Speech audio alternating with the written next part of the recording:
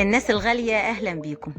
الفرايد تشيكن الأكلة المفضلة عند أغلب الناس وأولهم ولادي.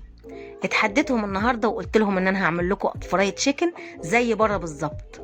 تعالوا نشوف هنعمله ازاي، واديكوا شايفين الشكل قدامكم. عملنا السنجل والدبل وكمان التريبل. تعالوا نشوف عملنا الجمال ده ازاي. ممكن تعمليه بالصدور وممكن تعمليه بالوراك. بتجيب الصدر كده على بعضه وتقطعيه زي ما انت عايزه، المهم يكون اتخن من البانيه بشويه. تقطعيه اي تقطيعه انت تحبيها، التقطيعه دي براحتك، تقطعي بقى براحتك. ده الوراك اهو، دي هقطعها على 2. ممكن الوراك مخليه، تقطعيها بقى على 2 3 براحتك. وبتجيبي كيس مطبخ تفتحيه كده وبعدين بتدقيه، تدقيه كويس عشان تكسري الانسجه خالص اللي فيه. ادي الوراك المخليه وبرده الصدور، بنرقها وبنخففها وبنكسر الأنسجة بتاعتها. ده لتر لبن رايب عليه معلقتين خل، وبعدين بتبله معلقة ملح صغيرة، معلقة بابريكا، توم باودر وبصل باودر، بهارات، معلقة سكر، معلقة فلفل اسود، ومعلقة شطة بتعمل تيست حلو مش بتبان في الطعم، ودي معلقة صويا صوص كبيرة. وبنقلب كله في بعضه. هكتب لكم كل حاجة في صندوق الوصف. وبعدين بحط الفراخ كلها وبغطيها خالص بالتتبيله وبغطي عليها وبحطها في التلاجة اقل حاجه 3 ساعات. ده نص كيلو دقيق، الكفر اللي من بره عليه كوبايه نشا، يعني كل كوبايه دقيق عليها معلقتين نشا. وبتبلها بس نص معلقه ملح ونص بابريكا ونص فلفل اسود بس، لان التتبيله فيها كل البهارات. وده صينيه كبيره فيها مكعبات تلج وميه متلجه. وهي الفراخ انا عملتها الصبح وحطيتها في التلاجة دلوقتي بعد العصر بشوية. باخد بقى من الفراخ احط في الدقيق، اقلب كتير، بقلبها كتير، وبعدين بنزل في المية المتلجة اللي فيها مكعبات تلج، وبرجع في الدقيق تاني، وافضل اقلب كتير كتير لحد ما تظهر قدامي التعويجة اللي انتوا هتشوفوها دي. شايفين التعويجة؟ هي دي. برضو هعمل واحدة حتة تاني معاكم. بقلب كتير في الدقيق، وبعدين بنزلها في المية المتلجة اللي فيها مكعبات تلج، وبرجع في الدقيق اقلب وانفض واقلب وانفض لحد ما تظهر قدامي التعويجة دي.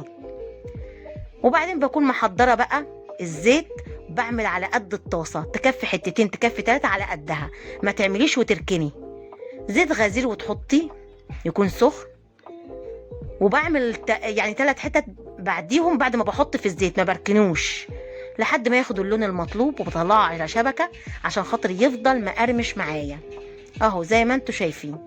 انا بقرب لكم اهو عشان تبان التعويجة قدامكم. مفيش اجمل من كده زي بره بالظبط. هخلص الكمية كلها اهو، اسمعوا الصوت انها مقرمشة. شايفين التعويجة ومقرمشة ومش شاربة زيت خالص. اجي بقى اعمل بقيه المكونات. ده بصل مقطعاه طرنشات تخينه شويه.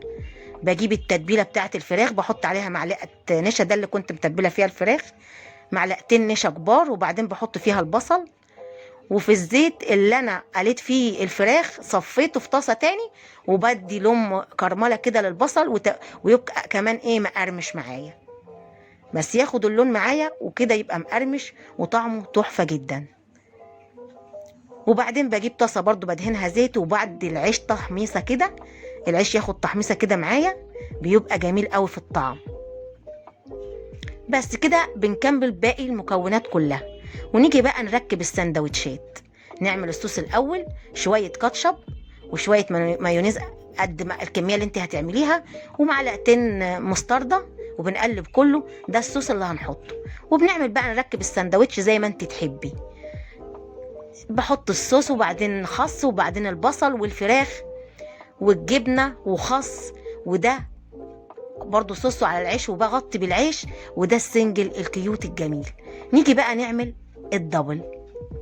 برضو بحط على العيش صوص وبعدين خس. انا على فكرة جايبة صور من محلات وبركب السندوتشات زي الصور بالظبط، يعني انا جايبة الصور قدامي وبركبها، فراخ وخس وجبنه. انت بقى تركيبه السندوتش دي براحتك. اهو ده الدبل اهو، وبغطي برضو بالعيش بعد ما بحط له صوص والبصل وكله. نيجي بقى نعمل التريبل. اهو العيش عليه الصوص والخس والبصل والفراخ، وبعدين الجبنة والخس، وبغطي بالعيش. دي اول طبقة. وبعدين بعيد الموال تاني، خس وفراخ وجبنة وبصل، وبغطي بالعيش. ده تاني طبقة. وبعدين برضو خس وفراخ اهو شايفين، والجبنة والبصل والخس. وبعدين بحط حتة لانشون حلواني او رومي مدخن، وبغطي بالعيش. وكده التريبل خلص. شايفين طوله قد ايه؟ انا على فكرة صورت العيال وهم بياكلوا، وقد ايه هم كانوا مبسوطين ومستمتعين بيه. بس مرضوش ابدا يخلوني انزل الفيديو ده، مرضوش ابدا يخلوني انزلها مع الفيديو. لكن هو كان طعمه تحفة وسهل وما خدش وقت. وتعالوا، وانتوا عارفين طبعا سعره بيبقى كام. السنجل بس بيبقى كام بره. عملنا السنجل والدبل والتريبل، وحاجة جميلة قوي ونضيفة، بتعملي في البيت وتبقى حاجة جميلة. يا رب يكون الفيديو عجبكم وتجربوه.